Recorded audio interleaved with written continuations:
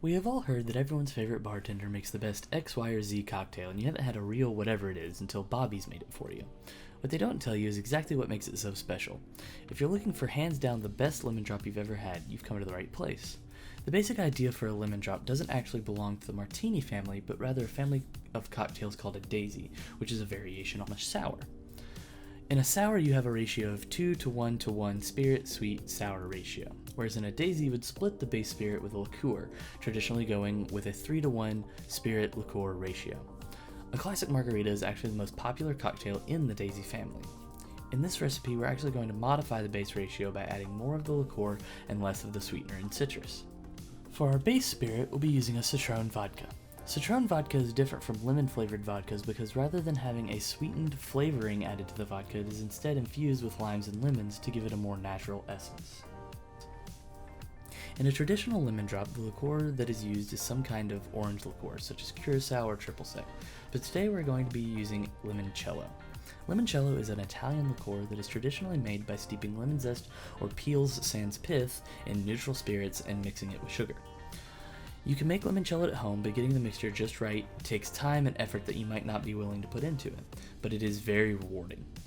We won't be using a homemade limoncello today because I was gifted a bottle of Pellini limoncello that has a very nice balance of sugar and lemon zest in its flavor. And for our final ingredients, we are staying true to the cocktail's roots and using fresh squeezed lemon juice for our sour and homemade simple syrup for our sweetener. Simple syrup is very easy to make and gives you that feeling of accomplishment you get by making something yourself. We will do an episode on syrups later on, but that is for a later day. So, now that we have our ingredients gathered, let's get started. We're going to start by giving our martini glass a sugar rim. Do this by running some sort of cut lemon or citrus if it's a different drink around the rim of the glass. I'm using the half of the lemon that I'll be squeezing for juice later on right now. Then you will just dip the wetted portion of that glass into your sugar until you get a nice coating. I personally prefer to only garnish the outside of the rim rather than both the outside and the inside so we don't get any unexpected particles in the drink itself just when we're drinking from the sugared part of the rim. After you get that nice and coated, we're going to set that to the side.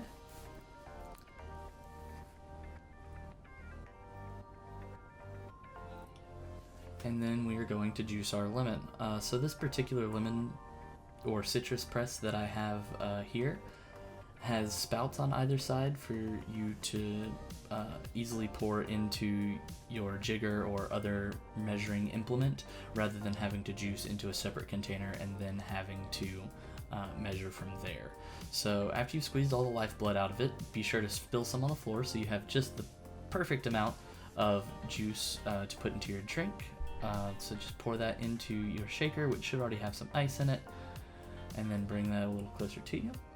Then we're going to put a half ounce of simple syrup.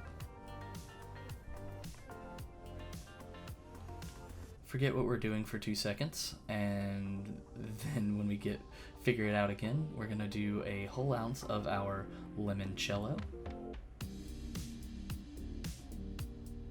One thing I forgot to mention about limoncello is that it isn't real limoncello unless Bach's unaccompanied cello suite is being played in the background as the peels are steeping. And then an ounce and a half of our Citron vodka, and we're using Absolute today because I'm absolutely ready for the weekend, and I will see myself out after that joke. But now that all of our ingredients have been moved into their cold metal prison, we're going to give that a nice shake. So close up your shaker, give it a nice spank, and then shake vigorously for 10 to 12 seconds or until the outside of the shaker is nice and cold to the touch. It wants to be almost uncomfortable by the time you get done shaking it. Crack it back open and let the excess liquid drain from your top tin into your bottom tin.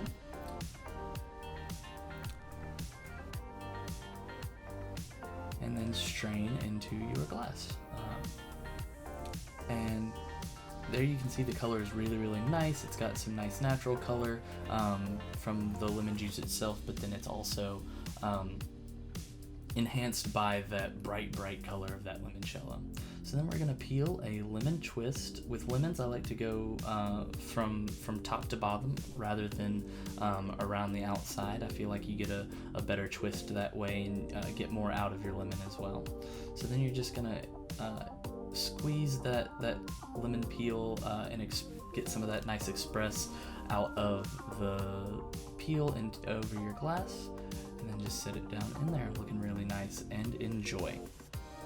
The addition of a limoncello and use of Citron vodka raises the complexity of this drink's flavor without getting away from the simplicity of what it's meant to be, and results in a refreshing cocktail that begs to be sipped on the patio on a warm summer afternoon.